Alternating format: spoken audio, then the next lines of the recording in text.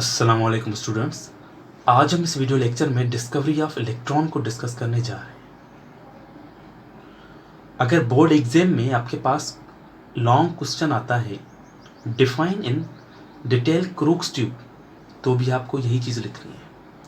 अगर आता है define in detail discharge tube experiment, फिर भी आपको यही सवाल करना है। ठीक है।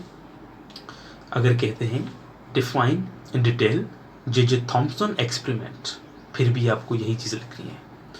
अगर आता है कि define in detail discovery of electron और कैथोड, फिर भी आपको यही सवाल लिखना है, मगर इसके साथ आपको इस इलेक्ट्रॉन की कैरेक्टरिस्टिक्स भी लिखनी है। ठीक है। तो अब हम इस टॉपिक को स्टार्ट करते हैं। सबसे पहले हम इंट्रोडक्शन पढ़ेंगे कि इलेक्ट्रॉन की डिस्कवरी किस साल में और किस केमिस्ट ने दी थी। ठीक है। इन 1886 J Thomson performed an experiment with the help of which he became able to discover electron in an atom. 1886 में जे थॉम्सन ने एक एक्सपेरिमेंट किया था। उस एक्सपेरिमेंट की मदद से जे थॉम्सन ने इलेक्ट्रॉन को डिस्कवर किया था। ठीक है।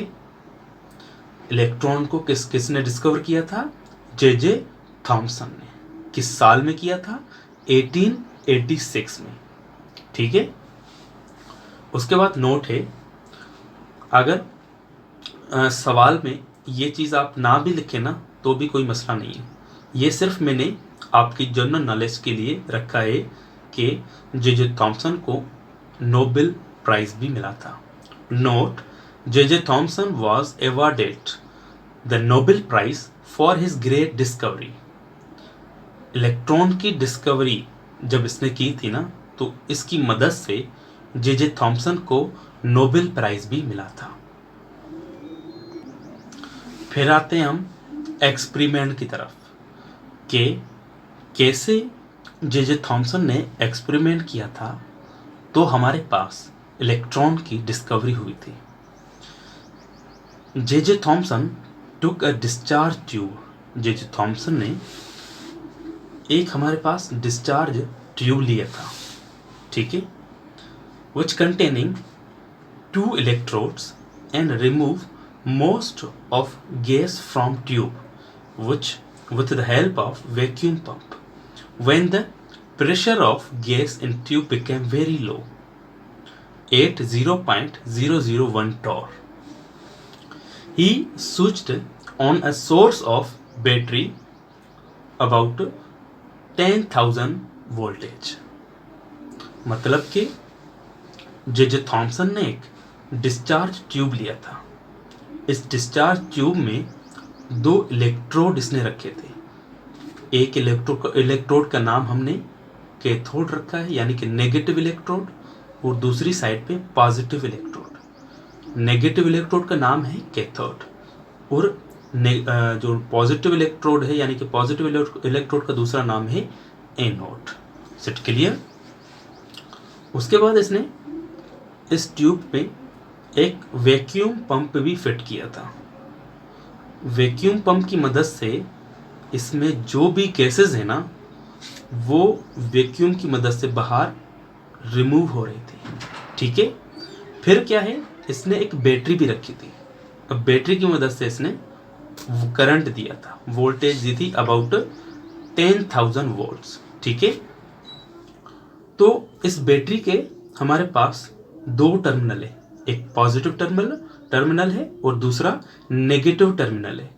तो नेगेटिव टर्मिनल जो साइड है वो नेगेटिव इलेक्ट्रोड से कनेक्टेड थी, यानी कि कैथोड इलेक्ट्रोड से कनेक्टेड थी, और जो पॉजिटिव टर्मिनल है बैटरी का वो पॉजिटिव इलेक्ट्रोड से कनेक्टेड था, यानी कि एनोड इलेक्ट्रोड से कनेक्टेड है। ठीक है। तो उसके बाद क्या हुआ कि जैसे इसमें से अंदर बहुत सारी जो गैसेस है ना वो बाहर निकल गए। जब बाहर निकली तो प्रेशर क्या हो गया? कम हो गया, अबाउट 0.001 टोर। प्रेशर बिल्कुल कम हो गया और फिर इसने बैटरी का स्विच ऑन किया 10,000 वोल्टेज तक, ठीक है, यानी कि 10,000 वोल्टेज इसमें करंट आया, तो इसमें से कुछ रेज निकली, ठीक है। जो रेज निकली ना वो कैथोड की साइड से निकल रही थी। अब कैथोड से निकली और एनोड की तरफ जा रही थी।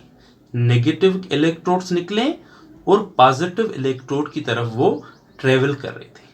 अब ये हमें पता कैसे चला कि जो ये रेजेस हैं वो कैथोड से एनोड की तरफ जा रही हैं। तो इसने ये जो ट्यूब है ना इसको कोटेड किया था, इसको कोट किया था जिंक सल्फाइड से।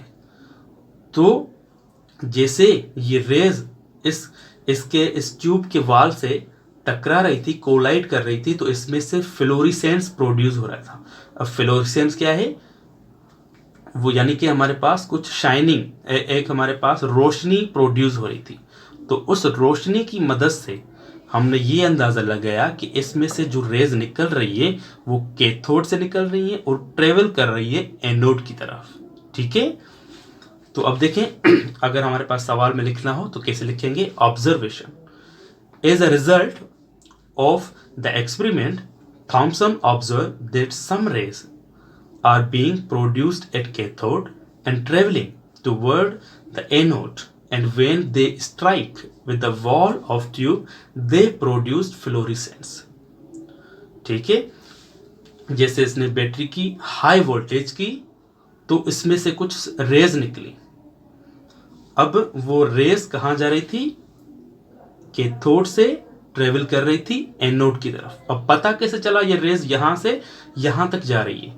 तो जब वो जो अंदर रेज है ना वो स्ट्राइक यानी कि कोलाइड कर रही थी इस ट्यूब, यानी कि जो ये ट्यूब है वो जिंक सल्फाइड से कोटेड किया गया है। जैसे इस ट्यूब के साथ इन रेज ने कोलाइड किया तो हमारे पास फ्लोरेसेंस प्रोड्यूस हुई, यानी कि कुछ चमक प्रोड्यूस हुई। तो उस चमक की वजह से हमें पता चल रहा था कि कैथोड से ये रेज निकल रही है और एनोड की तरफ जा रही है। तो इसने जे थॉमसन ने इन पे नाम रख लिया these are cathode rays.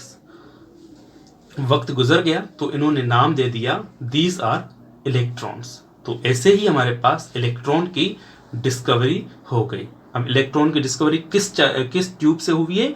Discharge tube से हुई है। अब सवाल यह है कि इस ट्यूब को हम डिस्चार्ज ट्यूब क्यों बोलते हैं? वो इसलिए बोलते हैं क्योंकि इस वैक्यूम पंप की मदद से यहां से जो भी गैसेस थी ना वो रिमूव हो रही थी। अगर हम एग्जांपल दें हॉस्पिटल का, तो हॉस्पिटल से जब पेशेंट ठीक होता है तो उसको हम क्या करते हैं? डिस्चार्ज करते हैं, यानी कि कहते हैं अब आप घर चले जाओ, ठीक है। तो same vacuum pump in gases को क्या कर रहा है? रिमूव कर रहा है, यानी कि यहां से गैसेस बाहर निकल रही है। तो हम कह सकते हैं कि ये जो गैसेस है ना वो डिस्चार्ज हो रही है, ठीक है। तो इसलिए इस ट्यूब का नाम पड़ गया this is a discharge tube. तो इंशाल्लाह नेक्स्ट वीडियो लेक्चर में हम इलेक्ट्रॉन की कैरेक्टरिस्टिक्स पढ़ेंगे, ठीक है। अगर ये लेक्चर आप सबको समझ में आ गया है तो आप हमारे इस YouTube चैनल को ज़रूर सब्सक्राइब एंड बेल आइकन को क्लिक करें ताकि हमारी अगली वीडियो की नोटिफिकेशन आपको जल्द से जल्द रिसीव होती रहे। Thank you so much and अल्लाह हाफिज़।